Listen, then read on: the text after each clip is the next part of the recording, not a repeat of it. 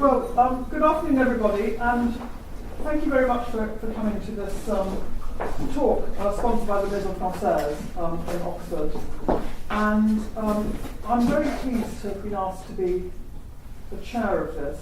Having said my introduction, of course, I will efface myself entirely. But Laura, I met when she was doing her graduate work in Columbia, when I was a very kind of lowly person who'd been whipped in to do a term of teaching because nobody else would. So this is a very, very long time ago. And we have been in touch on and off since then, but I haven't seen her for a very, very long time. So it's incredibly nice to see her at this eminent stage of her career. So I know about her, but you don't, so I'll tell you a bit about her. She did her PhD at Columbia in 1987, and then she's held appointments at the University of Michigan in Ann Arbor, at the École des Hautes Études in Paris, where she was the founder and director of their interdisciplinary program in British Studies, and now, lucky thing, continuing her progress through Europe southward. She's moved to the European University Institute in Florence, where she has a professorship. A wonderful job, I think. And in between, she's, of course, held numerous visiting fellowships and visiting positions at other universities. For those of you who don't know her work, she has worked in particular, well, she's got kind of two fields, I suppose. One is I suppose actually they're very closely related, the history of class and of gender in France. So she has published, her first book was Manufacturing Inequality, Gender Division in the French and British Metalworking Industries in the interwar period. That was published in 1995. And she then moved on to another project published in 2002, Childhood in the Promised Land, Working Class Movements in the Colonie de Vacances in France, 1880 to 1960. In between, she published a book of essays on gender history, which has just recently received its second edition. And a lot of other research projects which the EUI will give you, I hope, ample opportunity to develop. One which you were just talking about, the Rethinking Conservatism in the 20th Century. Then a project on, the Evacuation project, a project on women's social action and the reconfiguration of the politics of the right in France and Great Britain. So it seems to me that you're moving into doing more comparative work. And today, having worked on the Colonie de Vacances some years ago, you're now going to be talking about a different kind, a rather more grim form of evacuation, which is the evacuation of children during the war. Her talk is entitled Children of War, Civilian Evacuation and the Politics of Childhood in France and Great Britain, 1939 to 1945. And so let me just once again welcome you, say how pleased I am to be part of today's events, and hand the floor over to you. Thank you very much, Jane. It is a very moving moment to return and to see Jane after all these years. We saw each other a great deal. Not only did Jane run a wonderful course at Columbia, she also stepped into my prelim exams, and then the first time I ever was out of the United States, I came to Britain and stayed in Jane's house for a week, and I think I probably would have just failed had I not had that precious connection. So this is a very moving moment for the two. I'm going to stand and speak from the podium because I'm afraid that it'll be difficult to hear me otherwise. So this talk, like all talks produced in France, has three parts. And it begins with a section that discusses it's kind of a polemic, really, about the way the history of childhood has been written. And then it moves on to discuss the Franco-British comparison of debates around evacuation and what those can tell us about the two different societies and the way they understand the relations among families, children, and the state in the mid-20th century. So, is everyone able to hear me? Good. One of the most important contributions of second wave, i.e. post-68 feminist scholarship, lay in its relentless unmasking of the profoundly political nature of the family. subverting common understandings of this institution as a site of harmonious and mutually beneficial interactions grounded in natural/biological relations. Feminist scholars challenge such idealized visions of the family by exposing the hierarchies of age and gender which shape it, revealing an institution whose particular structures vary across time and space. Unveiling the socio-political nature of the family was crucial to feminism's critical project, namely extracting women as individuals from a collectivity in which their interests were too often assimilated to the needs and interests of those around them, notably husbands, but also fathers, mothers-in-law, and other older female relatives, and of course their children. Scholars have largely balked, however, at applying this same insight to the study of children, preferring to leave their chosen object of study immersed in the sole context of their families. Despite its obvious links to feminist and gender history, then, the history of childhood has tended to remain in its own hermetically sealed domain, a domain that, as Ludmila Jordanova has pointed out, has long been haunted by scholars' powerful impulse to project their own feelings about children, and perhaps their own childhoods, or the childhoods of the children they might be raising, onto their objects of study. The study of childhood has thus resisted the full impact of historicization. Hence, though Philip Ariès famously argued in 1961 that norms of child-rearing and of childhood itself have varied considerably over time, this aspect of his work has found little echo in the subsequent literature on children. Indeed, recent American and British scholarship on the history of childhood has tended to impose a single grille lecture on its object, rooted in a normative conception of childhood that is itself a product of mid-20th century Anglo-American beliefs and practices around childhood, family life, and liberal politics. This normative vision, which stresses the primacy of the mother-child bond in the child's emotional development, is rooted in two complementary forces. First, particular Anglo-American psychoanalytic theories of human development, and secondly, a liberal conception of the proper relationship between men and women, public and private, the family and the state. Excuse me.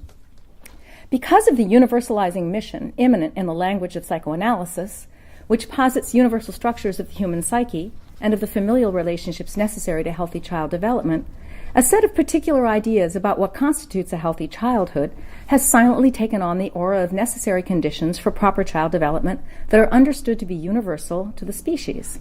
In the process, the origin of these ideas in a specific time, place, and socio-political context has been utterly lost from view. Now, it's beyond the scope of this talk to restore to view the ideological predicates on which this late 20th century normative vision of childhood rests. I actually do this in an article that I published in the Annales last year if you want to track it down more. But today what I'll do is I'll draw on my current research, which compares the evacuation of children from Paris and London during the Second World War, in order to challenge the natural and inevitable status of Anglo-American theories and practices around childhood. For as we will see, beliefs regarding children's affective needs and the larger triangle of relationships governing family-child-state relations, which gave those beliefs meaning, were rather different in Republican France. So comparing the theories and practices around child-rearing, the debates in both countries around the evacuation rendered explicit, allows us to see how, in the context of the British evacuation, a culturally specific set of ideas about child development and the mother-child bond acquired the authority of scientific truth. For as the French case reminds us, there was nothing inevitable about the British outcome. The issues raised by evacuation could be, and were, understood and interpreted quite differently. Now, many interesting things emerge from the Franco-British comparison. First, one is struck by the very dense network of relationships and institutions that link the recently urbanized French working classes to the countryside. And I'm thinking of things like the holiday camps, the colonies de vacances, or the amicales d'originaires that brought together people who came from a particular region. The British working class, by contrast, had been firmly ensconced in urban and industrial neighborhoods for many generations and had lost nearly all living ties to the land. Second, it's interesting to note the important role played by a range of experts bearing psychoanalytically influenced ideas about children and their relationship to their families, and especially their mothers, in structuring the British evacuations. In France, such experts played no comparable role in an evacuation that unfolded within the familiar networks that had long structured the annual migration of working-class children to the countryside each summer.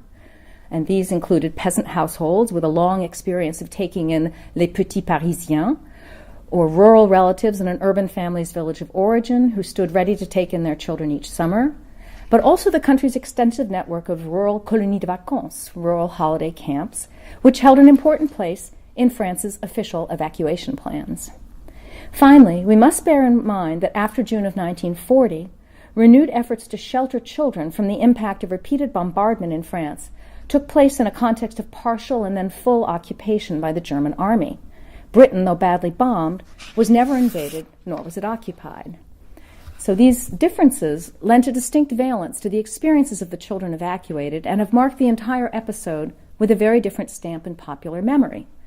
Wartime movements of children from city to country thus entered quickly into the annals of the People's War in Britain, a narrative that is organized around the stoic endurance and quiet heroism of ordinary British civilians in the face of bombardment, declining conditions of life, and the long-term separation of children from their parents in the name of preserving the rising generation from the horrors of aerial warfare. In France, by contrast, the evacuation and re-evacuation of tens of thousands of children to the countryside was rapidly forgotten. Indeed, it seems never to have found a place in popular memories of the war, as new horrors, the exode, the occupation, widespread hunger, and massive persecution of civilians on political or racial grounds rapidly overshadowed the experiences of those urban children who were more or less happily settled in with peasant families for the duration. Though France, too, sent urban children to the countryside in massive numbers and, moreover, organized its evacuation along remarkably similar lines to the British, France's evacuation, unlike the British one, is not remembered as an event of any collective or national significance.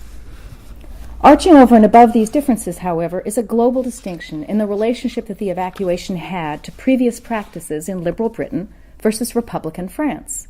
For in France, child evacuation was organized within the known parameters of existing practice around working-class children, who were systematically sent away from the noise and pollution of the city each summer to the fresh air and good food of the country in the name of preserving their health. Among other things, this allowed their parents to continue working in the knowledge that their children were being well cared for and were safe from the dangers of the street. Among other things, this allowed, the British evacuation, by contrast, represented a sharp break with previous practice. Indeed, the evacuation marks the British state's temporary passage from a more liberal hands-off posture vis-à-vis the lives of the nation's children toward a sudden hyper-interventionism, with evacuated children being placed under the direct protection of the state. It is this difference, evacuation as rupture with traditional practice in Britain versus the far greater continuity in France, that may well explain why an evacuation that had so powerful an impact in Britain left so little trace in France. For Republican France's policies towards its children had long been marked by a tendency to transmit such policies via the family wherever possible, intervening only in those cases where families could not or would not collaborate. The organization of children's holidays each summer is an excellent case in point. Throughout the interwar period, those families who still had relatives and friends back in their native villages, and this was, by the way, some 3/4 of the population of Paris's industrial suburbs. So it's a big part of the population we're talking about. So that 3/4, in general, sent their children back to the country, and they were exhorted by public officials to do so in the name of their health. Those families who did not have rural relatives still in the country, and that includes immigrant families for whom sending children back home was not an option, those families were encouraged by a series of carrots and sticks to send their children away with one of the local colonies de vacances. State intervention in family life was thus conceptualized in France as a complement to the family's own initiatives. Rather than being seen as a menace to the privacy of the family, as was the case in Britain, such intervention was seen as a source of assistance that would enable families to perform the social, educative, and political functions that the state expected of it. Underlying the familialist posture, I call this a familialist posture, of the Third Republic, which interestingly enough was largely maintained by Vichy, we find a vision of the child as a future citizen in whose education and welfare the state had an interest. The French child is thus born into the welcoming embrace of the universal republic, even as it is born into the arms of its family. The British child, by contrast, is understood to be a purely private being, located entirely inside his or her family. As I will argue, British policymakers' understanding of the child as a private being was also an eminently political understanding of the relationships among child, family, and the state, different from, but no less political, than the more explicit conception current in Republican France. Now, the fact that the British evacuation constituted such a clear rupture with previous practice has doubtless contributed to its status as a dramatic, if not traumatic, event in popular memory. The first in a series of trials such as evacuation, the bombardment of densely populated industrial and port districts, tube sleeping, and the like, that would sorely test the population's capacity to withstand the impact of war. In France, by contrast, evacuation unfolded in continuity with established practice around the social protection of children. The state put out the directive that all children be evacuated from likely targets of aerial bombardment in the expectation that families would then execute said policy according to the means at their disposition. At the same time, the state put at those families' disposal a series of incentives such as free passage in special trains, daily allocations for each child evacuated, and sturdy shoes and warm clothing for those children whose families were too poor to afford such things. Finally, those children whose families lacked a network of relatives and friends back in their village of origin, standing ready to take the child in, were invited to confide their children to the Ministry of Education, which would evacuate them in the company of their teachers and schoolmates, exactly as was done in Britain. These children would be sent to what were called rural settlement centers in the center, west, and southwest, far from France's menaced eastern and northeastern frontiers. Now, if we peel back the layers of memory and look back to the winter of 1939 to 40, we can see two distinct public narratives regarding the probable social impact of evacuation emerging on each side of the channel. In Britain, the narrative was an anxious one, centered on the difficult encounter between poor urban children and a globally more well-to-do rural population, and on the dangers that the separation of poor children from their mothers posed to future social order. Indeed, such separations would so deracinate them, emotionally speaking, that the entire society would pay the price several years down the road in the form of a great wave of juvenile delinquency. It is worth noting that British experts defined this risk not simply in terms of uprooting urban children, which is how French policymakers defined the challenge of evacuation, but rather in terms of irreversible psychological damage caused by the separation of children from their parents and especially their mothers. For in the eyes of British experts, the problem resided in the fact that evacuation tore these children from the only possible context for their proper emotional and psychological development, that of their biological families.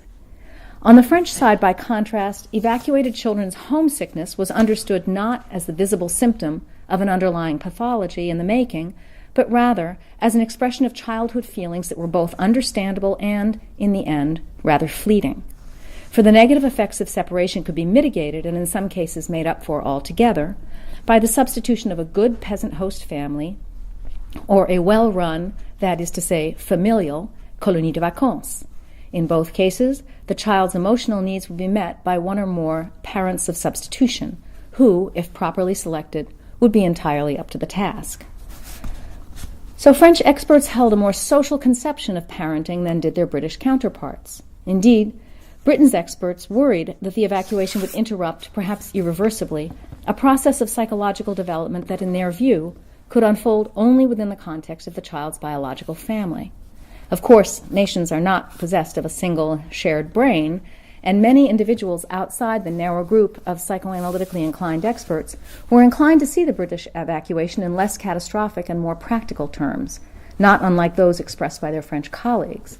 And this was particularly true, interestingly enough, of the teachers who accompanied Britain's evacuated children.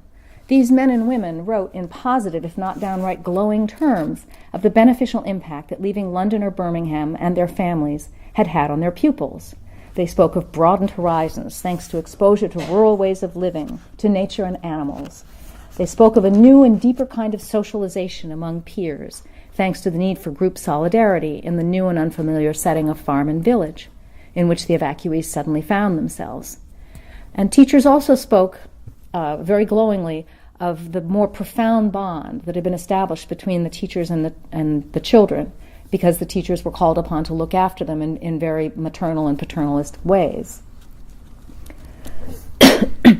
Nonetheless, it was the tale of child development menaced by family separations that would emerge as the dominant interpretive frame for understanding the impact of evacuation. Throughout the war and post-war periods, this narrative would continue to shape public memory of the evacuations and public understandings of children's basic rights and needs in Britain. In France, by contrast, the narrative that began to take shape in the winter of 1939 to 40 was a familiar one, long since rehearsed by popular education militants involved in the Colonie de Vacances movement.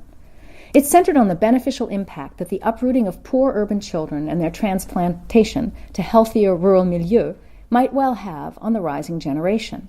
In such discourses, the question of parent-child separation was rarely invoked in any direct or critical way. Take, for example, Marie-Louise Pechenard's article Des enfants quelque part dans le centre, a fictionalized account of the evacuation of a group of schoolboys from a working-class suburb, published in a mainstream Republican journal in the winter of 1939 to 40. Pechenard begins at the beginning with the departure of an ancient, dilapidated train, filled to the brim with 600 children, some of whom stared sadly out the windows as they passed by the filthy, dilapidated old houses of the banlieue, houses not unlike those in which they had bid their parents a tearful farewell earlier that morning. But any thought of missing maman et papa were soon forgotten as these lively and resilient children ran about playing, fighting, and getting up to all kinds of mischief as the train slowly bore them to their rural destination, somewhere in France's rich agricultural heartland, and the precise location was, of course, a military secret, as civilian evacuation was a military operation. With the children's arrival in an unnamed and archaic village, Pechenard reaches the true subject of her article, as she recounts at length the escapades of these little poulbeaux, making their way in the foreign world of farm and village. At the heart of her story is the tale of one Auguste Baduel, a young urban sewer rat who was easily converted to the pleasures and hard work of his new life. And I quote, "It took but a few weeks to give this street kid a love of the creatures and beings of the country. He quickly became a real little peasant, wise in the ways of fairs and markets, able to recognize the best tall oxen. Lost in a sea of blue smocks, listening in on the hardest bargaining, he imagined a future for himself on the farm. One night before the fire, he turned to the good farm wife who had taken him in and asked her, 'Tell me that you'll keep me when the war is over. I'm so happy here, and there are so many kids back home that my mother will only be too glad to have placed me.' The farm wife, very moved, promised it would be so, and Baduel went to bed happy." End of quote. So Auguste Baduel's happy landing in the heart of rural France captures the widespread conviction that underlay much social policy surrounding child welfare in Third Republic France, namely, that working-class children could profitably be transplanted, temporarily or permanently, to the countryside, whence came their parents or grandparents. As I have argued elsewhere, this was the underlying inspiration for many colonies de vacances, including those organized by Republican school teachers and socialist and communist municipalities. The interwar colonies de vacances thus expressed and enacted a current of left-wing ruralism that would be subsequently covered over by Vichyite calls for a return to the land, leaving us today with the sense that rural idols were the exclusive property of the right. But it was not always so, as the ruralism of leftist colonies de vacances reminds us, and this interwar current would inform French thoughts about how best to organize the evacuation. Now, whether we speak of colonies de vacances, which usually lasted for 6 to 8 weeks, or of the much more long-term transplantations that evacuation entailed, what is significant here is that the child's transition from family of origin to alternative rural host family was not seen as particularly problematic. It posed at best a narrow technical challenge, that of finding the appropriate fit between child and family, and nothing more. And here I'd like to quote Henri Sellier, who was the mayor of a socialist municipality and very much involved in child welfare in the interwar period.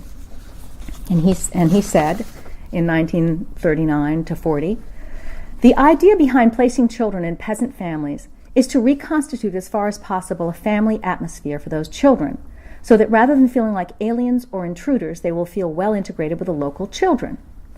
And this was in an official report on organizing the evacuation.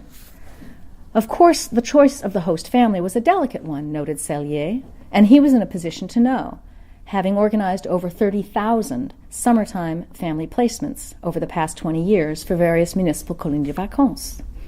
Such a choice demands, and I quote, deep knowledge of the child's family of origin, so we can reproduce as fully as possible the conditions the child has known in his or her original family, by which he meant the number of children, the age of the parents, the level of economic comfort, etc. And there was no comparable kind of thought given to the question of placing British children in British homes. There wasn't any expectation that they would find their sort of socioeconomic equivalent in the countryside. So it's something that's specific to France, this kind of reasoning. And I think the underlying presumption of this policy is clear, that families other than the family of origin are entirely equipped to meet the emotional and psychological needs of those children placed within. For children's affective needs were understood by policymakers in France in relatively simple and straightforward terms: a familial context and lots of affection. Whether these goods came from the family of origin or from a rural host family, the child would continue to prosper once he or she had settled into her new home. Now, underlying this philosophy of family placement, we find the conviction of a potential social harmony between a working class, very recently arrived in the city, and the rural world from which it sprang, a harmony between the two worlds that urbanization had not yet broken. Moreover, the vision of urban-rural concord, whether it represented an effective reality or a simple dream of countryside-obsessed policymakers, was linked to an important phenomenon in early modern and contemporary France, namely, the idea that separating children of the popular classes from their families, whether for a term of apprenticeship, domestic service, or a summer vacation, constitutes a normal part of that child's education. The idea that a child might spend several months, or even several years, in a family other than its family of origin would not have shocked parents, though most would have been sad to see their child go, and some would have perhaps resisted. Nor did it excite the least commentary from France's child experts.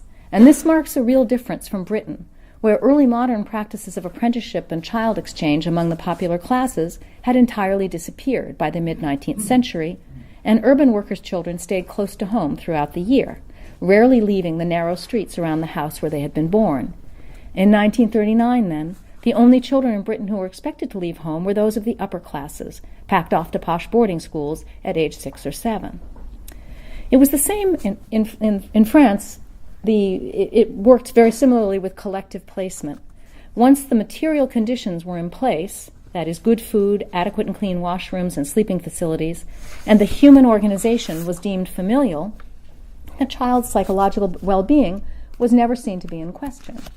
And I quote the organizer of one colonie de vacances, Madame Boudet, "Our children are in the best of material and moral conditions here," she wrote from Hausgore on the southwestern coast, which in the fall of 1939 housed the children who had been evacuated from Suresnes' open-air school for pre-tubercular children.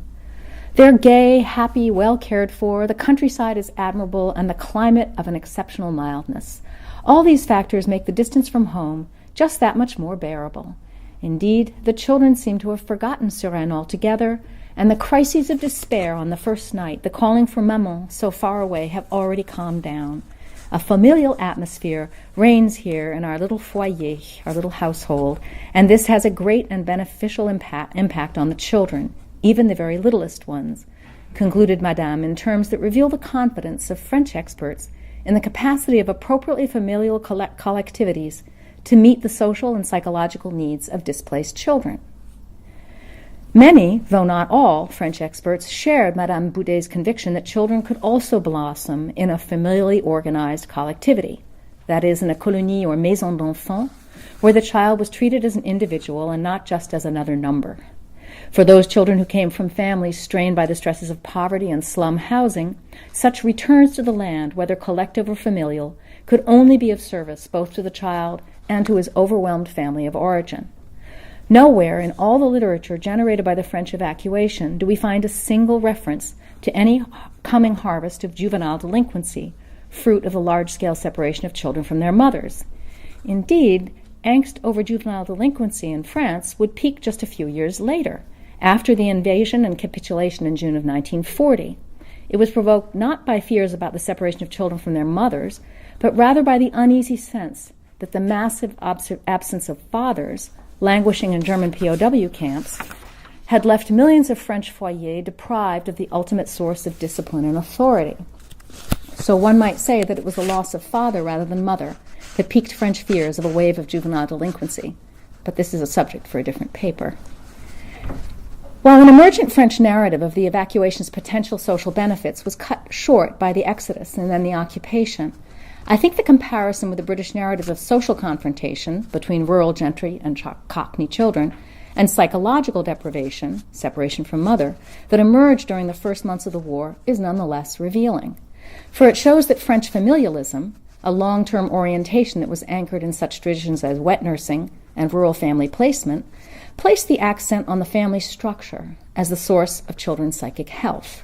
The child was thus seen to need figures of paternal authority, maternal affection, and the presence of other children in order to create the ideal context for his or her emotional development. British experts, by contrast, focused on the emotional significance of the biological link, especially with the mother, indispensable base for the healthy development of each individual child. Now, the contours of the British evacuation are well known, and I'll just underline a few brief points here. First, there is this idea that the evacuation brought two distinct social worlds, impoverished urban families and the rural gentry, into an abrupt and unhappy confrontation. After the initial shock had passed, explains social policy expert Richard Titmuss, this encounter led to a national raising of consciousness regarding the need for national solidarity around the well-being of Britain's poorest children, growing up in families fragilized by years of economic crisis and high unemployment. By placing the lamentable condition of these unhappy children directly under the eyes of a privileged rural class, the evacuation sharpened the national will toward building some kind of comprehensive social safety net, or so the story went. Secondly, evacuation posed the issue of child-parent separations, since all but the very youngest children, that is, children under 5, were not accompanied by their mothers. And this, was, of course, was a question that was never raised when it came time to ship upper-class children off to boarding school. So the presumably universal discourse of British psychoanalysts regarding the familial structures necessary to children's healthy development turned out to be, in truth, a discourse of class, one that targeted a psychological fragility that was linked to interfamilial forms of sociability perceived to be specific to the British working class.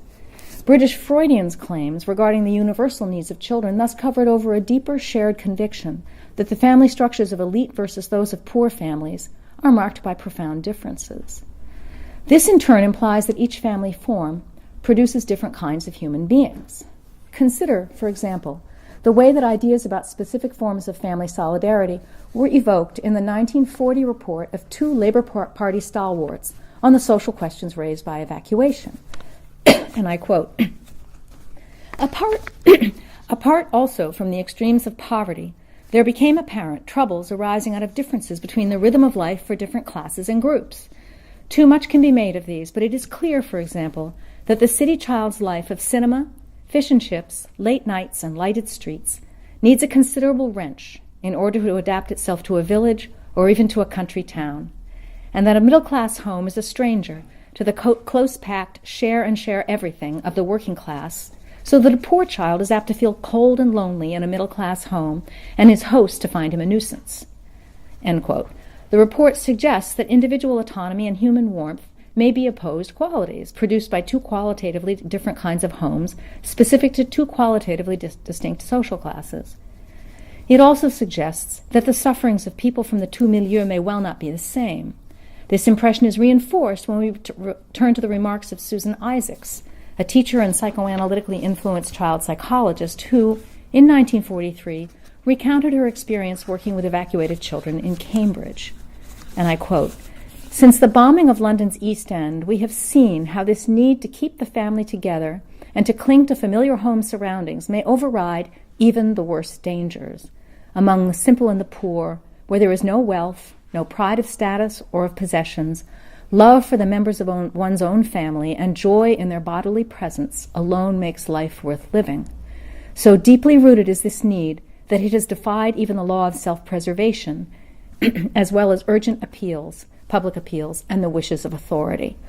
And here she's referring to the fact that children came back to the East End, children who had been evacuated, and that parents brought them back. So working-class families were thus believed to be far more enmeshed than their upper-class counterparts, entities whose tight emotional relationships depended on the density assured by the extreme physical proximity of poor, narrow housing and streets. To introduce any psychological distance in those relationships would only render the child and its mother more fragile emotionally. Far from rendering family members more autonomous and resourceful, the distance of temporary absence would merely make them depressed and incline the children to juvenile delinquency. Thus do the two discourses emerging from the British evacuation, one social, the other psychological, dovetail. Nonetheless, the fact that the notion of universal structures of psyche and of children's emotional needs actually harbored two distinct visions of human nature, of family structure, and the affective needs of children, one for the rich and one for the poor, seems to have passed unnoticed at the time.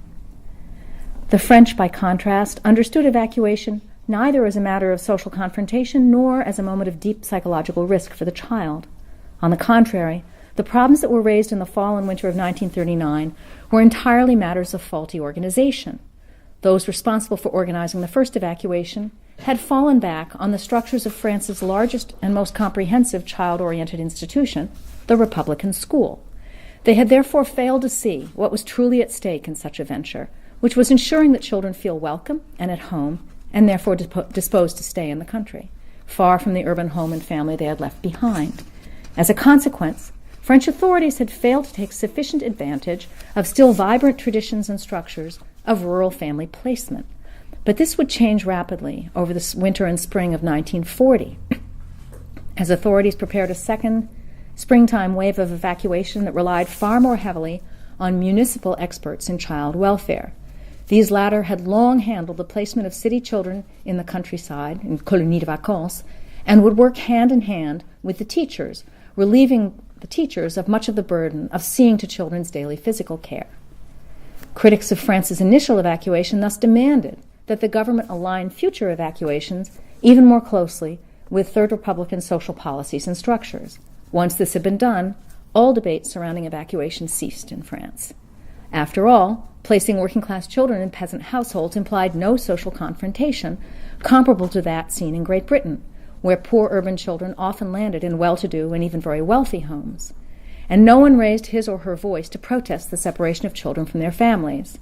This leads me to speculate that the understanding of the working-class child was really very different in France.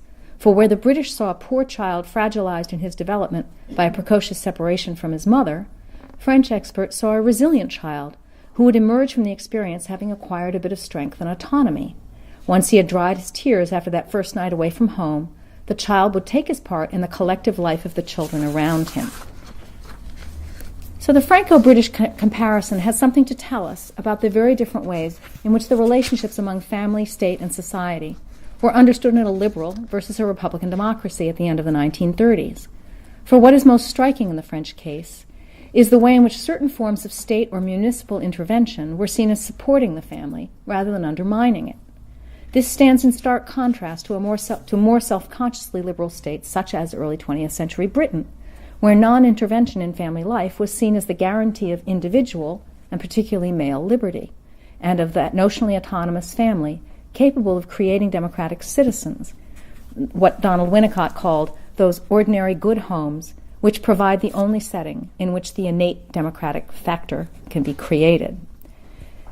State intervention in family life in Britain was therefore seen as a signal of the failure of that family and might even constitute the first step toward dissolving it. Hence, if the sense of the private and sovereign nature of the family was no less strong in interwar France, the understanding of where the boundaries lay between public and private was very different from British perceptions of such boundaries. Indeed, many of the differences in French versus British theories and practices around working-class childhood stem from the different ways that the public-private distinction is drawn in the two societies, with the three-way relationship among state, family, and child being conceptualized and actualized quite differently on either side of the channel. Children thus occupied a distinctly different place in relation to both family and state in early 20th century France from that which they occupied in Britain. The centrality of colonies de vacances in working and middle-class children's lives at the time, and of crèche, haute garderie, and école maternelle in present-day French children's education, testify to the enduring importance of this different positioning.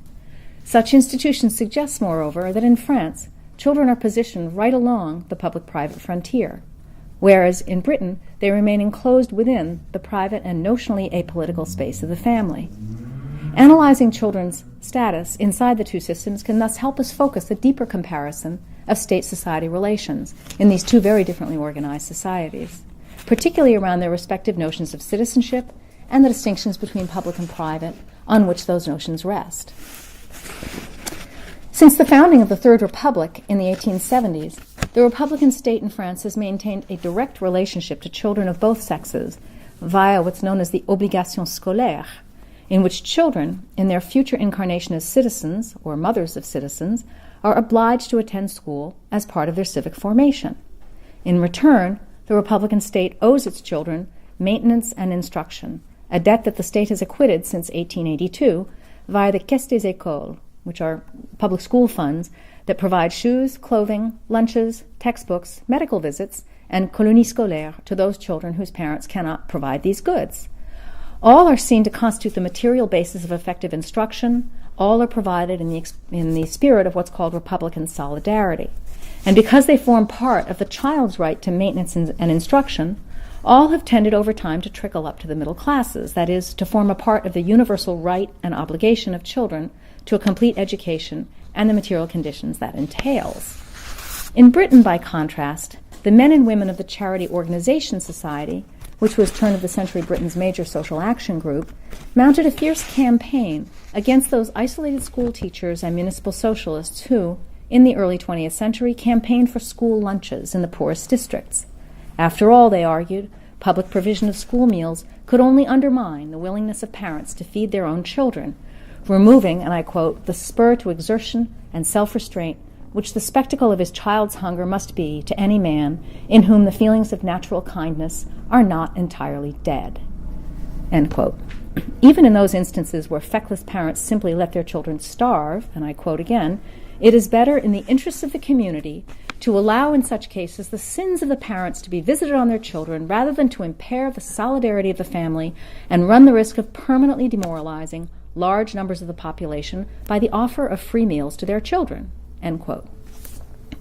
While the Education Act of 1906 finally allowed for the possibility of establishing school cafeterias in the public, that is, board school system, resistance to state interference with parental responsibility remained strong. Beyond a few socialist municipalities like Bradford, which instituted a municipal meals program as early as 1904, school lunches remained exceptional in Britain until the early 1940s. British policymakers thus treated parenting as a purely natural function, a social duty that sprang unproblematically from the biological fact of having produced offspring, and whose effective conduct rested on the moral fiber of individual parents. British policies therefore aimed to spur manifestly defective parents to greater efforts, while seeking to maintain the parents, and especially fathers, as mediators in the relationship between child and the state. Children were thus left to the collective fate of the family that had produced them. In Republican France, by contrast, policymakers seem to have adopted a more social conception of parenting, grounded in the perception of the child as a potential citizen and in the legal framework that upheld that vision.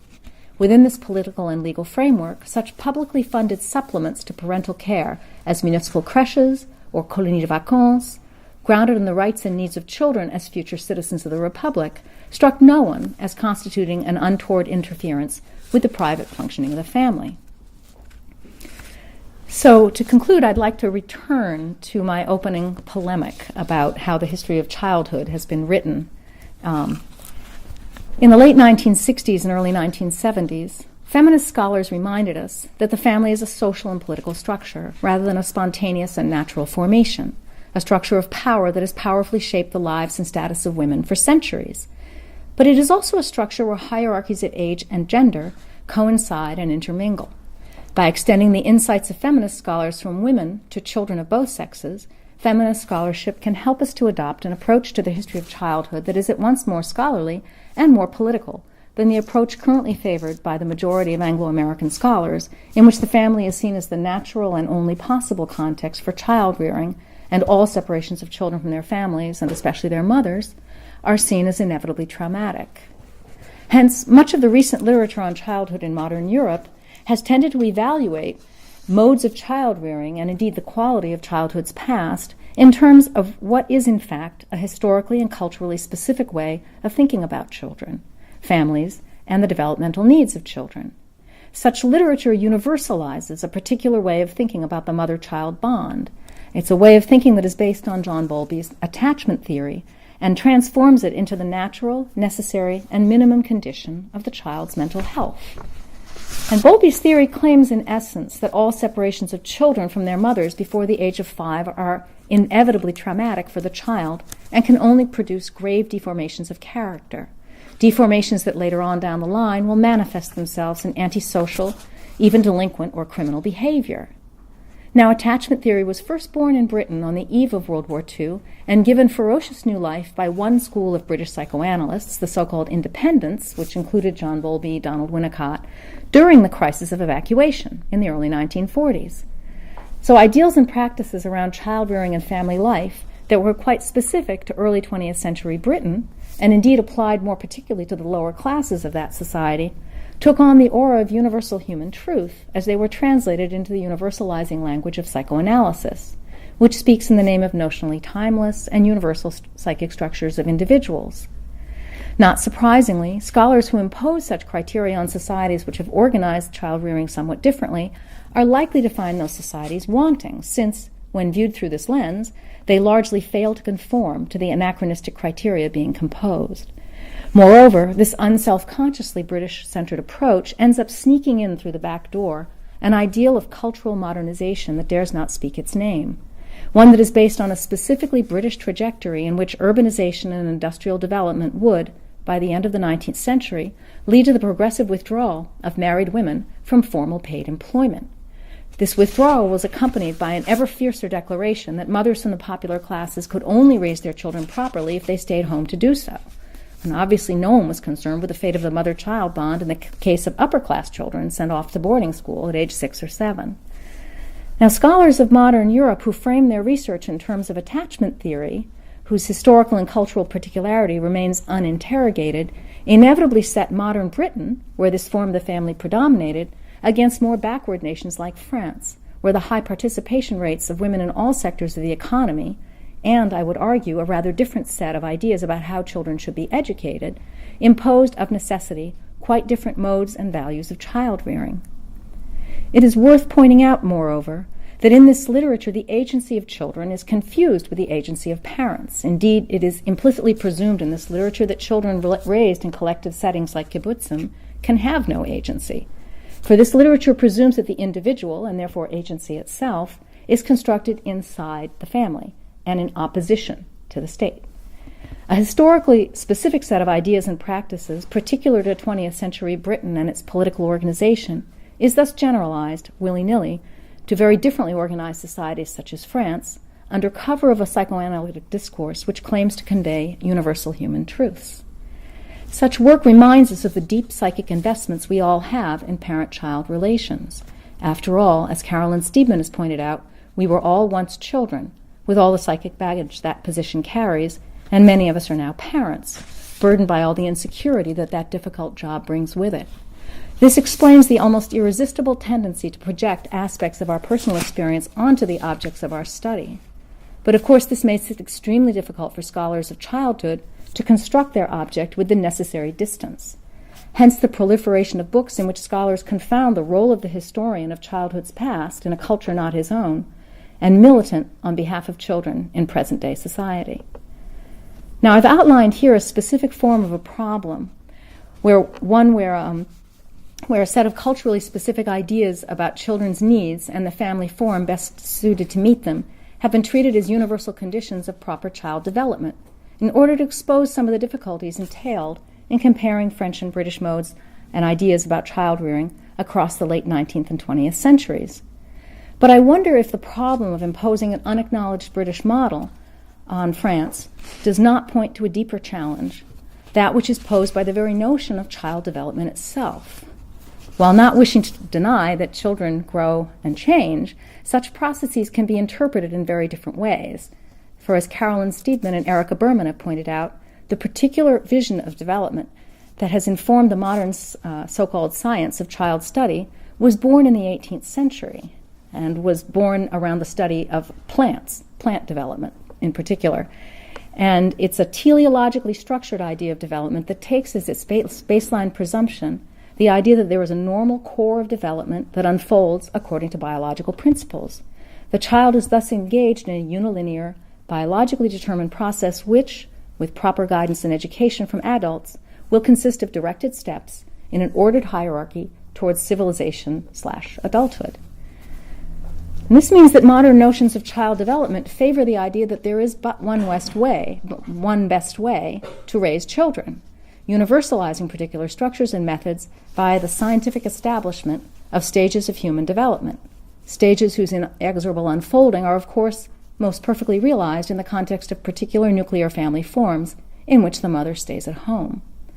More problematically still, these notions of development tend to obscure the socio-political contexts which shape particular kinds of childhood and particular forms of agency and subjectivity, placing children outside of history and squarely in the realm of processes that repeat themselves, processes whose end is already known, contained in the undeveloped body and brain of the child. So if 1970s feminism helped us go a long way toward historicizing ideas about gender and the family, previously seen to be natural and universal, we nonetheless continue to write about children as though a particular set of mid-20th century ideas about child psychology, child development, and the trauma entailed in mother-child separations represents a universal human truth.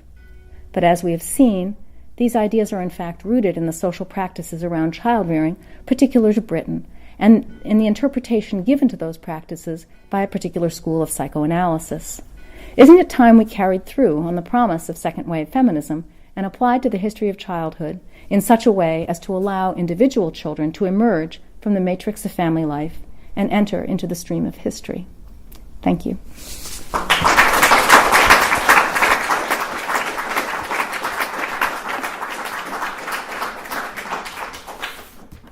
Do you want to stay up there or come? I'm going to come join you. Well, that's a very provocative paper, and I think will generate a lot of discussion. I'd like to kick it off actually with two questions or observations.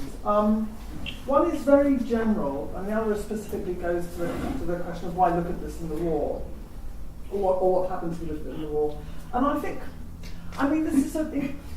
what your paper discloses is an incredibly complicated subject to try to do this kind of comparison. And clearly there's something bugging the French historians about the way that the British handling of this question seems to overwhelm the way in which it's done. But it does seem to me that one of the things that's behind what you're saying, and only peek to the surface occasionally, is the question of the gender of the child. Okay, and it's very important, I think, in some ways, which I can't quite articulate here. But if I think about there's not a discourse of boys and girls in this, except very occasionally. Now, if you're thinking about British children, and if you're especially thinking about class differentiation in how British children are handled, then kicking them off to public school at the age of 7 is a kind of huge part of the psychic terrain. Okay, now I don't know, what the psychic discourse between Bowlby and all those sorts of folks are about. I mean, to my mind, the best book to look at a kind of way of imagining what is being done, how is the male citizen being produced through the public school, is Tom Brown's School Days. It's a little earlier than you're dealing with, but it's sort of a background to it, I think. So it does seem to me that that's part of the picture. Presumably you held it out of the picture for some reason, that your children are not gendered. But once you start talking about that it's a class project in England, I think you've got to somewhere make room for the schooling of upper class boys. So that would be one question, is to ask you to how you were handling that. I mean, you can't get it all into one paper, but how that sort of ought to join it, to be integrated. And the other question, which is more difficult to articulate, I think, is that I'm trying to think about, in the wartime example specifically, So look at the war, because it creates circumstances which you can pressure, sort of limit cases, so to speak.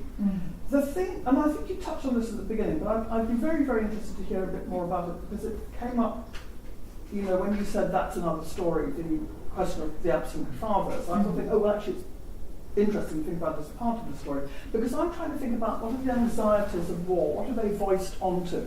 In other words, that it's not just that there are kind of, you know, practices or, you know, customs or habitudes or whatever which are brought into the war, but the war itself generates certain anxieties. Why are they voiced onto, in your model, why are they voiced onto children in England and less so in France, but voiced onto these, you know, the people in the STO or prisoners of war? So those are my two sort of opening observations or questions, I guess. But the gender one really interests me because, partly because you set up the paper sort of coming out of feminism, so there's obviously some reason why it wasn't so prominent in this. Yeah. Well, those are great questions, very difficult questions. The gender dimension obviously does interest me tremendously, but one of the things that is very striking about working on the history of childhood is that you're always confronted by discourses about children that are gender neutral, because in both French and English, the word for children, the word for childhood, covers both. And so what you have to do when you're working is look for practices that are very, very different for girls and boys. So you have very, very sex practice, I can't think of how to say it in English, but gender practices for the treatment of girls and boys in schools, in colonies de vacances, in every sector of social protection and education. But the discourses covering over it are the discourses of the universal child, who sometimes is a male, but sometimes actually isn't just a male. And so the gender question is actually very complicated. And I couldn't really see a way to bring it through the paper without going into a lot of very specific, interesting stories.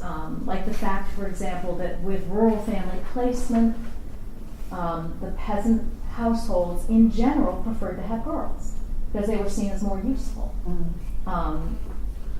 Or to have if they were village households, they wanted girls. If they were farm households, they wanted young teenage boys to do the farm labor. And I think that's something you also see in the British case, that there was a great interest on the part of farmers in having teenage boys that they could use as farm laborers. And the whole question of children's work, the work of boys and girls in this period on farms it's a big one. It's one that I deal with in the French edition of the Colonies de Vacances book, because it turns out really to be the reason that rural family placement ended. It was because basically policymakers found that they could not control the use of children of both sexes for farm labor. And once they placed them for vacation, they could not control them being used for labor, precisely because the one exception to the otherwise rigorous child labor laws in France was agricultural labor, which had always been accepted from the exclusion of children from factories and workshops. Agricultural labor was seen as healthy, familial, whatever, and it wasn't until the late 1930s that people began saying, maybe we should be regulating this too. Maybe these children too need a vacation. Maybe these children also need some time off from work. So, but that's kind of straying away from the question. The questions of gender wind in very specific, interesting, complicated ways through the whole practice of child placement, through the whole question of whether children should leave or not. And it often depends also on the ideological orientation of the parents or the organization that's sending them. For example, Republican, socialist, communist, and extreme right-wing groups which ran colonies de vacances and which then organized the evacuation in France during the war, they always sent equal numbers of girls and boys. Catholics always sent far more boys than girls. And this had to do with Catholic ideas about girls have to stay close to their mothers, whereas boys need to go out into the world.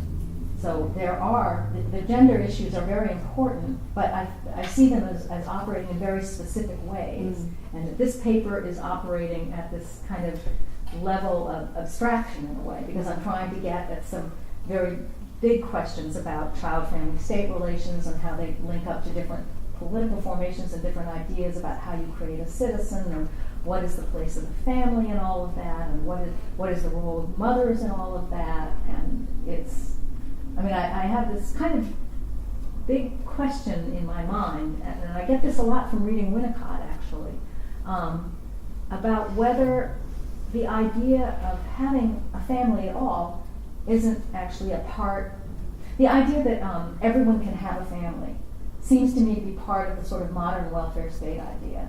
That family life was seen as a privilege, that only people who had property and could support a family were supposed to do.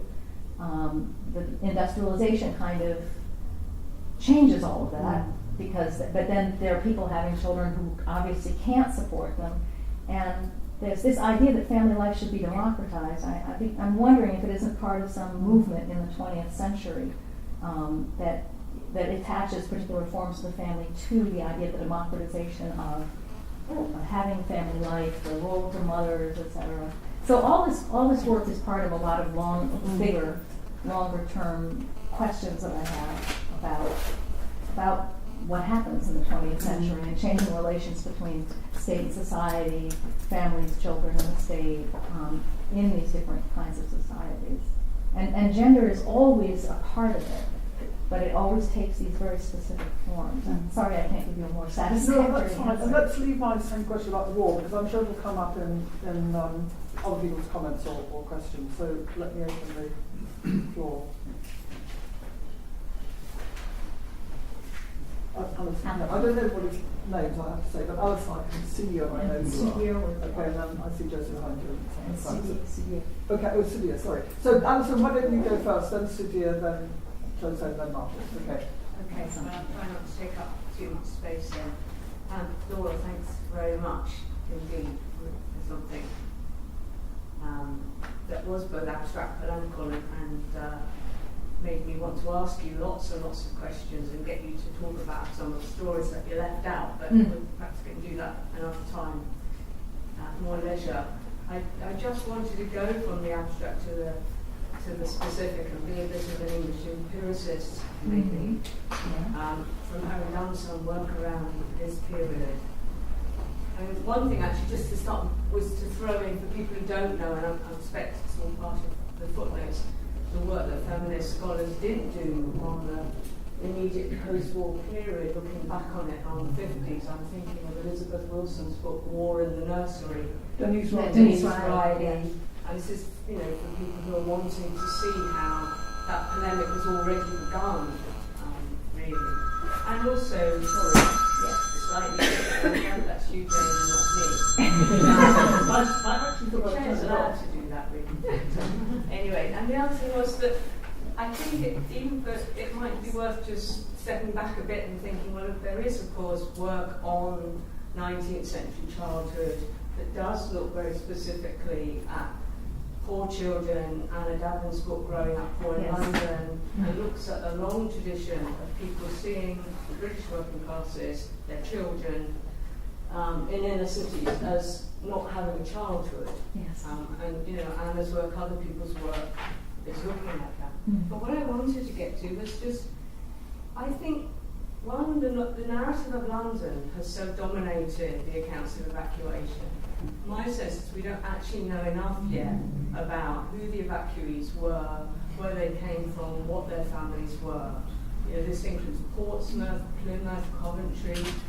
We have a particular Cockney story, but even within the Cockney story, it might be worth fine-tuning what you're saying a bit, because in fact there are lots of migrations. These children, whole families go hop-picking in Kent every year from the East End.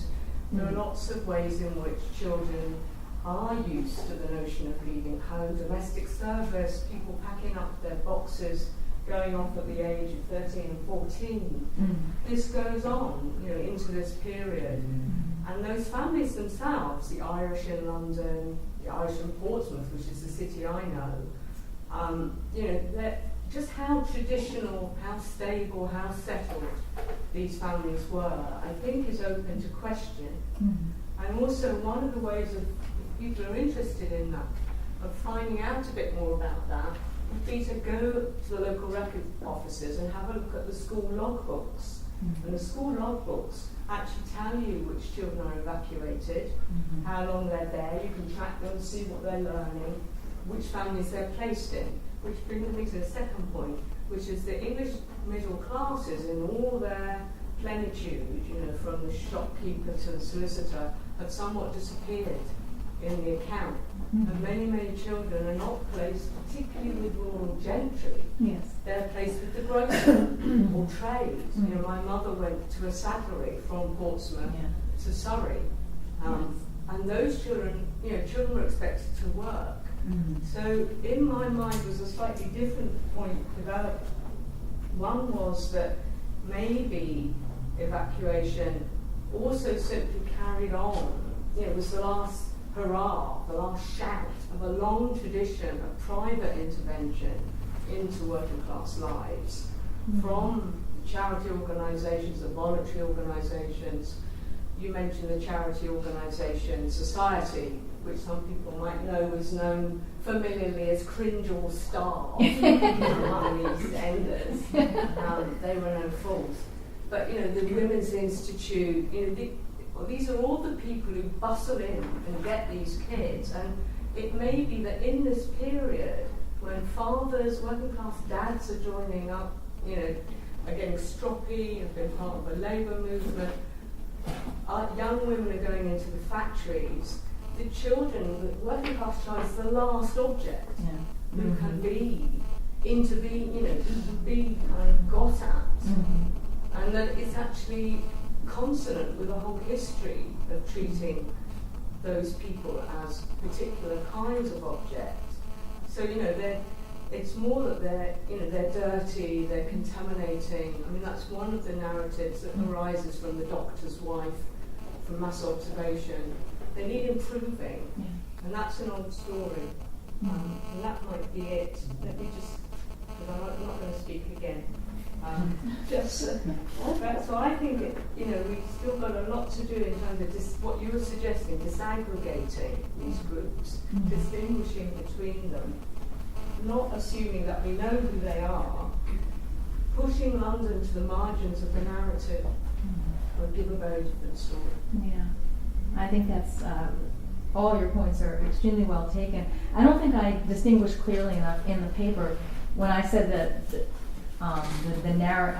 it's a narrative of the evacuation I was talking about when I said that it's rural gentry and the urban poor. Yes. Because as soon as you look at any evacuation surveys done by the Fabians, done by different settlement centers in Oxford and Cambridge, what you see is a lot of the kids who were evacuated were actually sort of lower middle class or middle class, and that many, and increasingly as the war went on, the homes that took them in tended to be rural artisans. Not particularly affluent. Yeah, they certainly were not. Absolutely. Yeah, and so there's a narrative of what that emerged in Britain very quickly. It's and I think Richard Titmuss is somebody who propagated it, because for him the contact between rural gentry and Cockney children was what gave rise to the national consciousness of poverty and the need for a welfare state in some sense. And obviously that's not actually what happened. The initial discourses around what the evacuation was, what its social meaning were, focused on a clash between the classes, which is something you don't see at all in the French context. And when people talk about what to do in the British context, it was like, let's look for families that are more like the families the kids come from, and focused on putting children into families where they would feel more at home. So I should have been clearer about, that I was commenting on a story that emerged about what the meaning of evacuation was, rather than what, I think you're right, there's so little that we actually know about the evacuation, aside from individual stories that have been told, gathered over the last 20, 30 years. There's a great deal that we don't know, and a great deal of just footwork to do in the archives. And I also agree with you about going to provincial towns and getting away from London. I think there are very interesting things that emerge, for example, from the material on Liverpool. Well, and port towns actually being places where working class families are families of migrants, one 2 generations on themselves. Yes, yeah. And on the point about migration, yes, about families going to pick hops and everything. The thing that interested me in this paper wasn't so much whether families mobile or not. It was the question of whether parent-child separations were seen as problematic or not. So it's the migration of children every summer in France without their parents versus general mobility.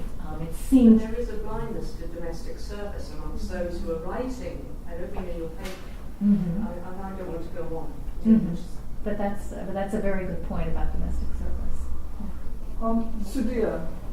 Thank you very much for a fascinating presentation. I just wondered if I can ask you to elaborate a little bit on the distinction you made at one point between what you called left-wing ruralism and the Vichy version.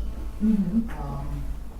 I guess I was wondering whether Vichy kind of takes this on, because by the end of the 1930s, left-wing ruralism is no longer really left-wing, that it's become a kind of proto-conservative form of ruralism. That would be the view of those who kind of argue that, some of Vichy's ideological origins come in the sort of conservative drift that the public experiences in the late 30s, 20s and 30s. And I was just wondering where your story kind of might fit into that, because one could hear certain echoes of the sort of conservatism in some of the things that the Republicans were doing.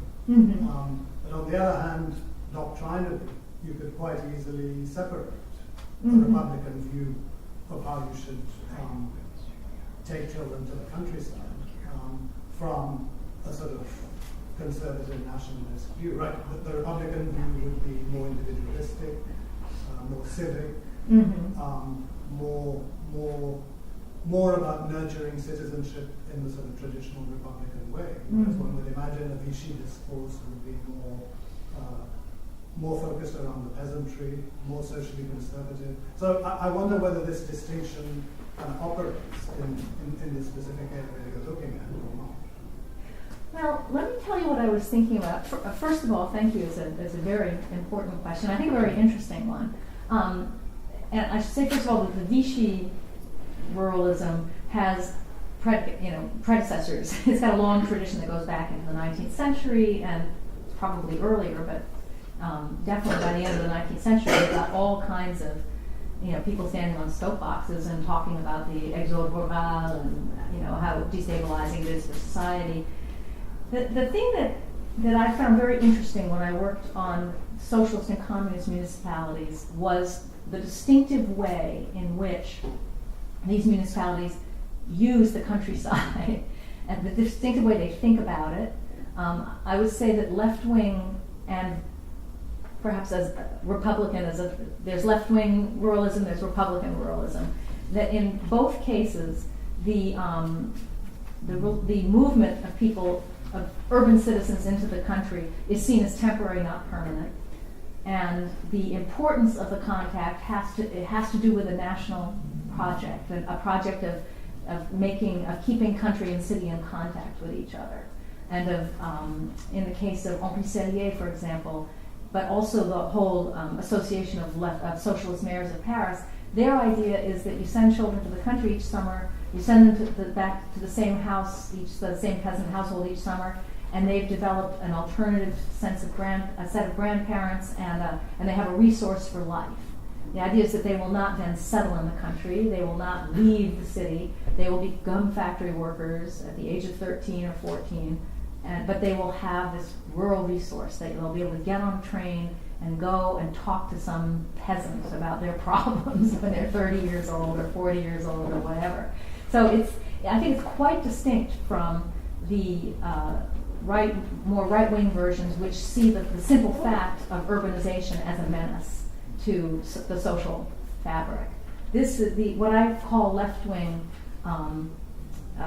ruralism emphasizes more equilibrium and contact between the country and the city, and movement back and forth, with children as kind of the obvious case. And it also emphasizes the countryside as a kind of unquestioned source of good health and of good values, and that is very widely shared. You see it in communist and socialist municipalities as well.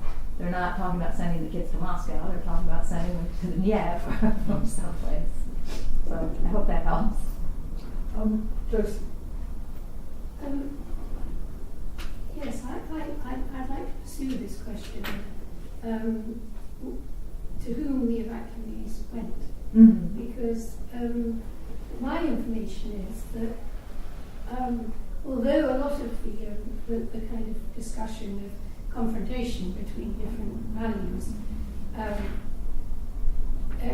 dominated the historiography, I don't really think it's borne out by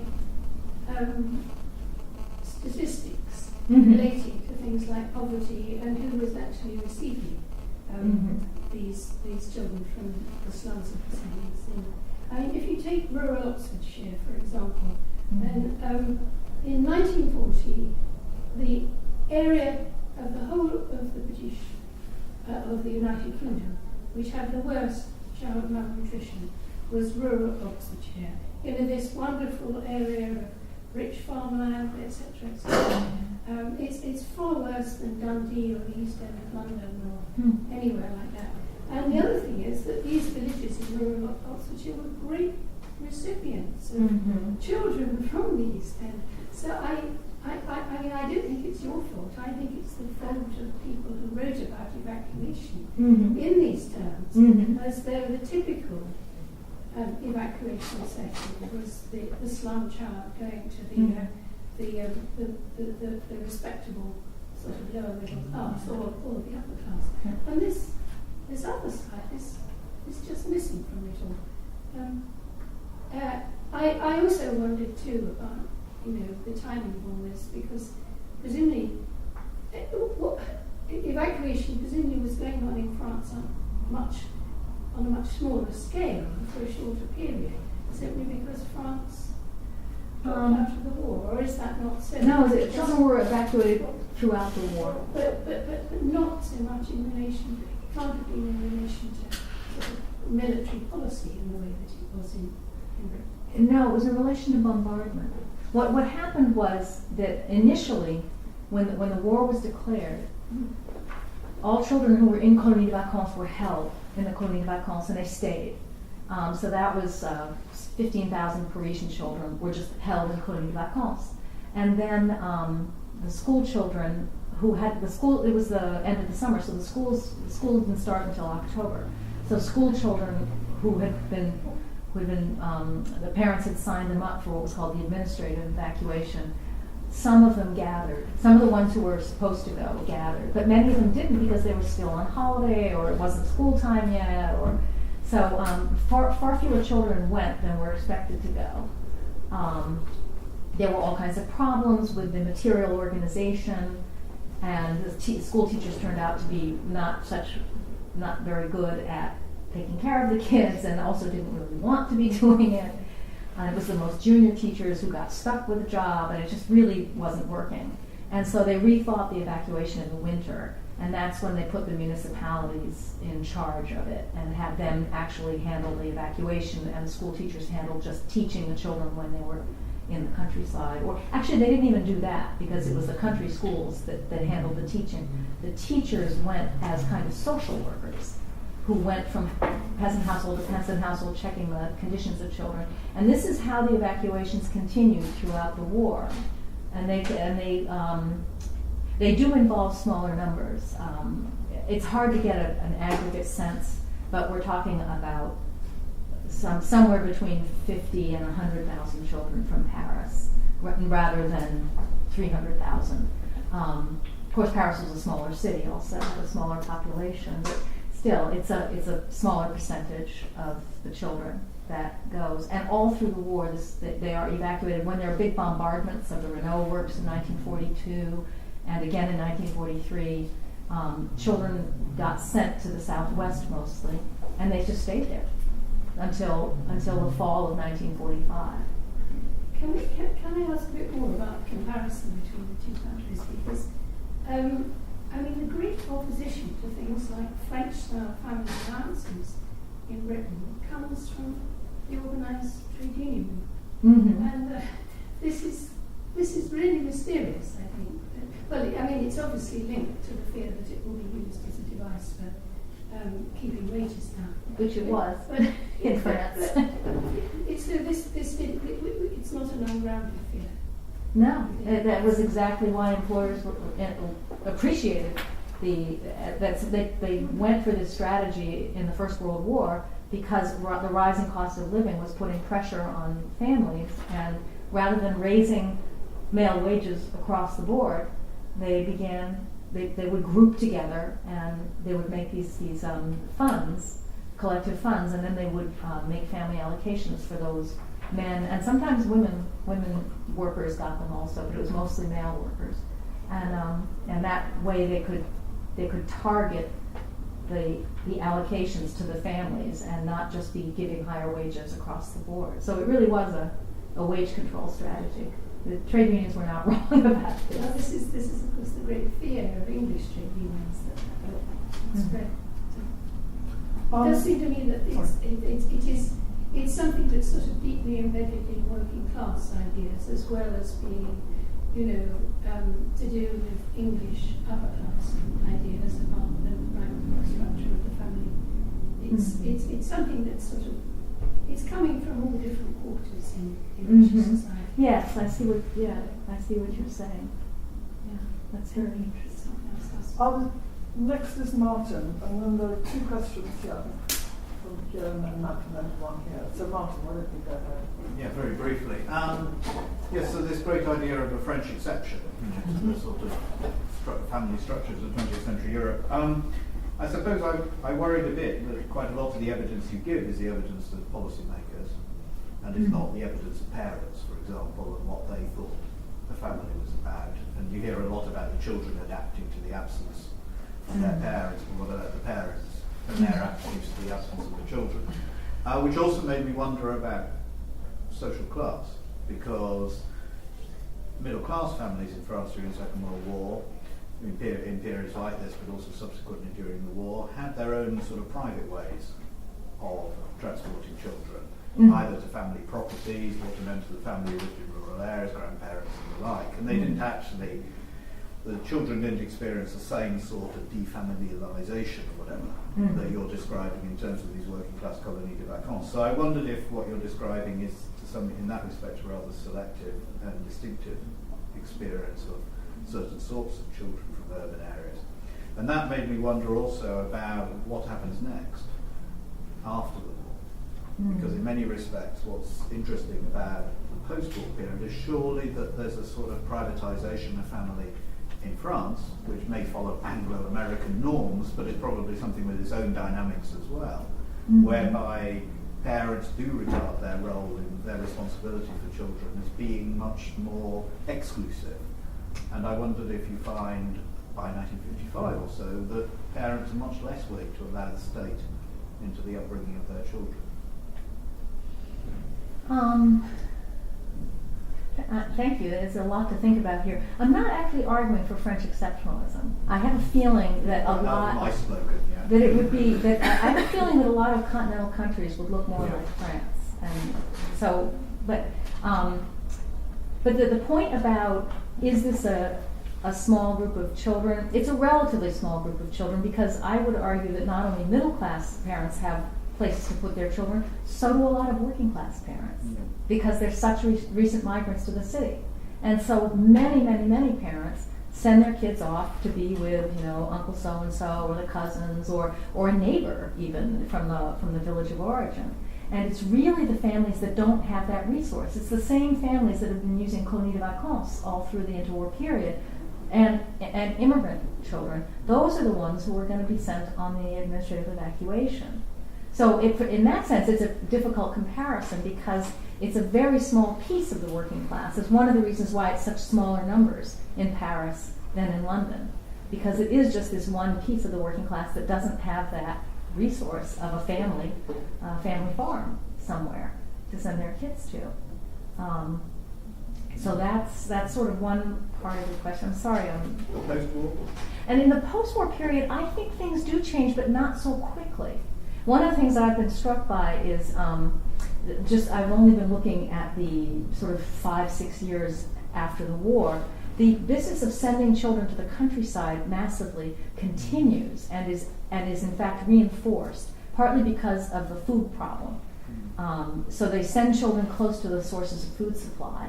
And the Army of Occupation in the Black Forest organized a massive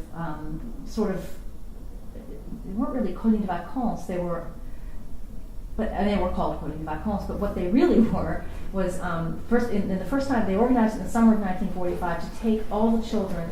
There weren't enough colonies de vacances that were able to function for the demand. The demand was immense.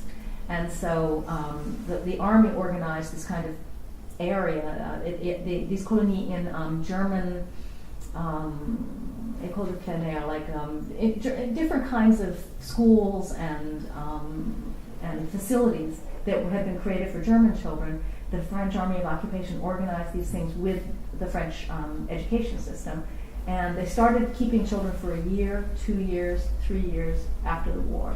Also, a lot of families had difficulties when the prisoner of war came home, and the children, sometimes there would be problems with children who hadn't seen their fathers in 5 years, and so the problematic children would get sent away to what I call Maison d'enfants. So actually, it continues. The movement of children continues after the war, and they don't always get just reabsorbed into families. It's much more complicated than that.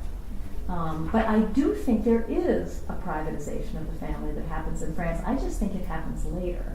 I'm not sure about the timing, but probably more in the 60s and 70s, I would say. But I don't really know enough to be able to give you a firm answer. But the late 40s is not when it's happening, actually. Can I just say, I've got 3 people who would like to ask questions. I just wonder about timing, whether Anne or Dan was looking at them.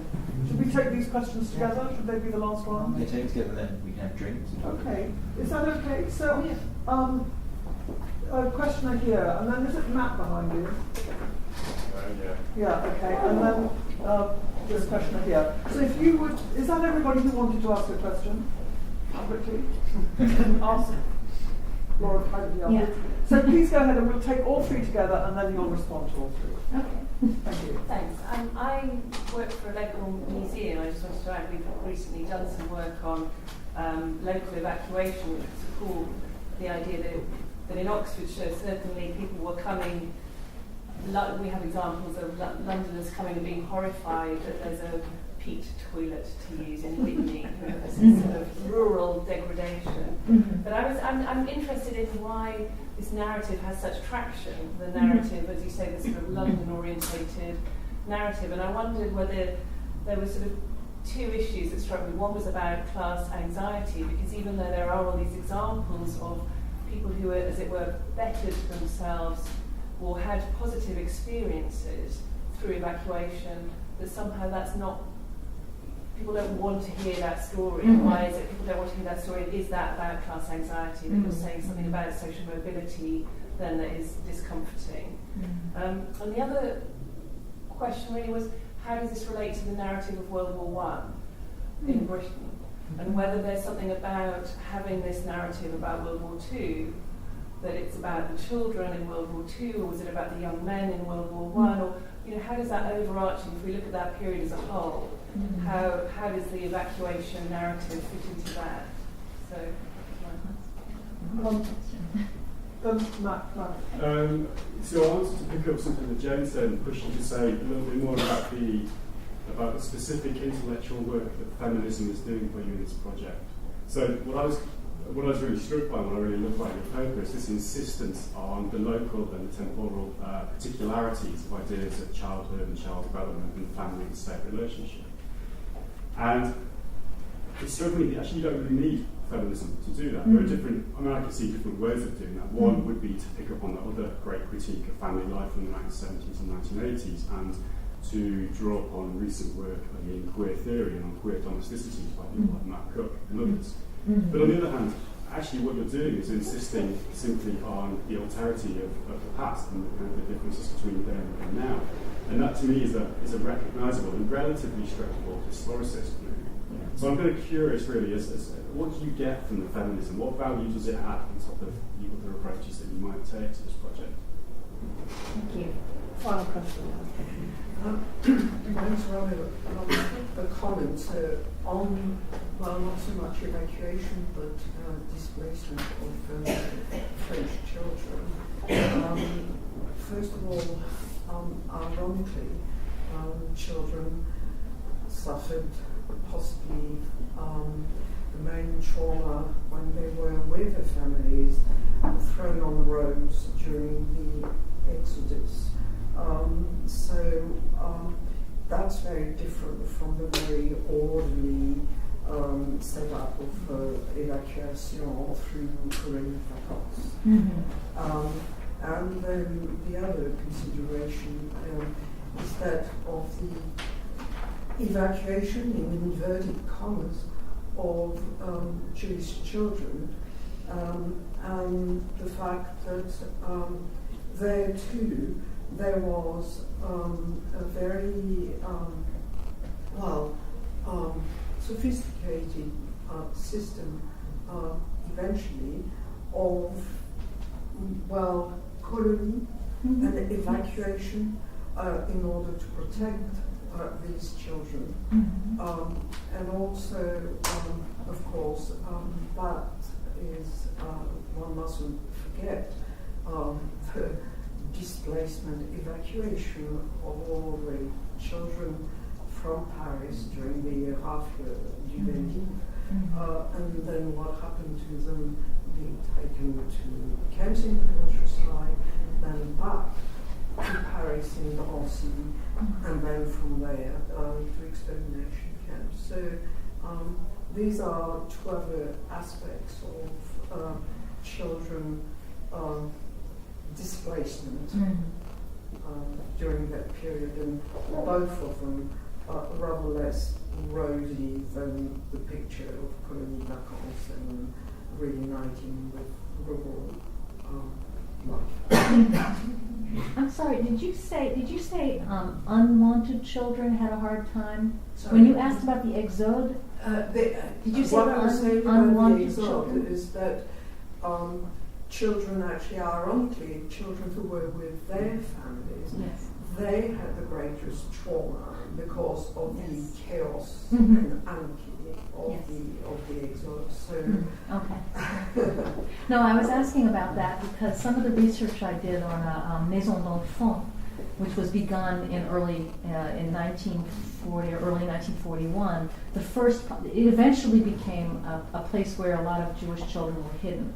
But before that happened, it took in all these children who had been abandoned by their families during the exode, more or less voluntarily abandoned. Because one of the things that people forget is that either abandoned or the parents were killed, or they got separated and it took months, years, Yes. and whatever before they could be reunited.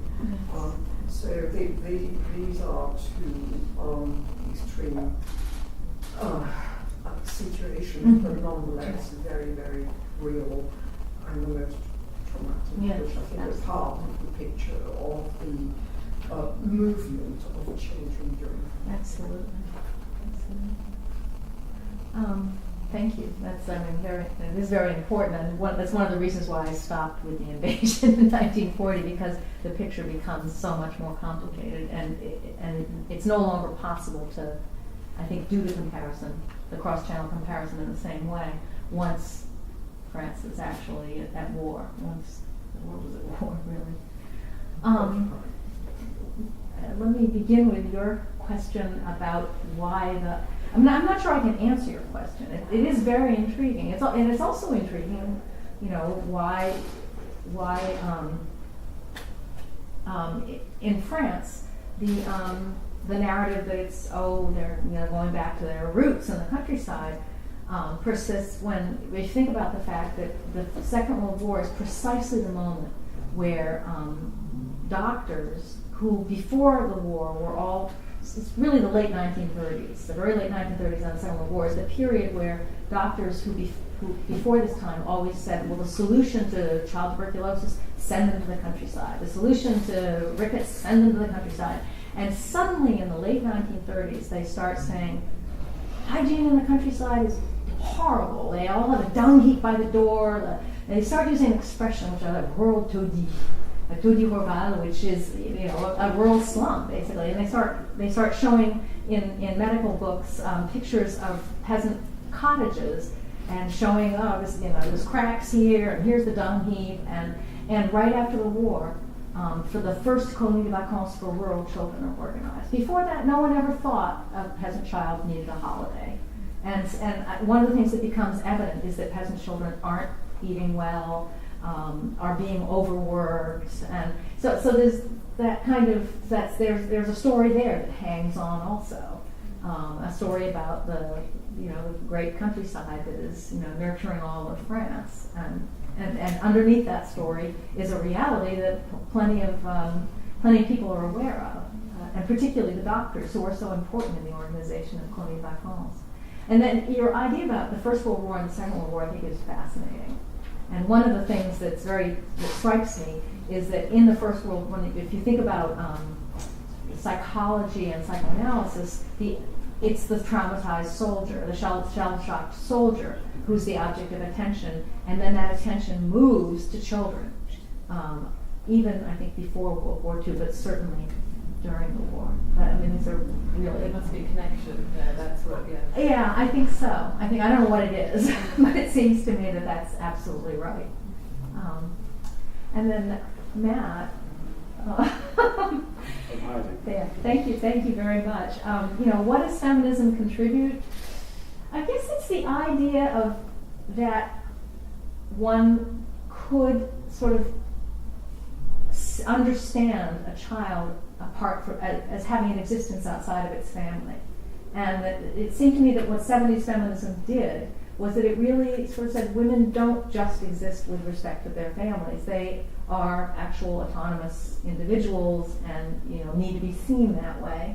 And the question of child autonomy is obviously a more complicated one, but I think it is possible by looking at different ways of rearing children and also at different ways of constructing family-child-state relations in different societies. You can begin to see some of these different ways of thinking about what a child is, how it develops, and so I think that really is the sole contribution that feminism makes. Otherwise, you're right, historicism makes also a very large contribution to this paper. But thank you all for your questions. So it's going to help me a lot as I try to develop this very early stage of a project that is kind of now looking immense and undoable.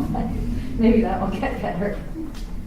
Well, let me just thank you, Laura, for giving us a paper which obviously produced a lot of thoughts, and I hope some of the discussion has been useful to you, but I certainly have learned a lot. I meant to look at Jeff Field's work before I came here, because he's written about the British, but of course failed to, but now I'm encouraged to. It's very good. Yeah, it's very good. And let me just apologise for my phone going. But mainly thank you very much indeed. And I believe everyone should stay behind, have a glass of wine, and carry on the discussion. So thanks a lot.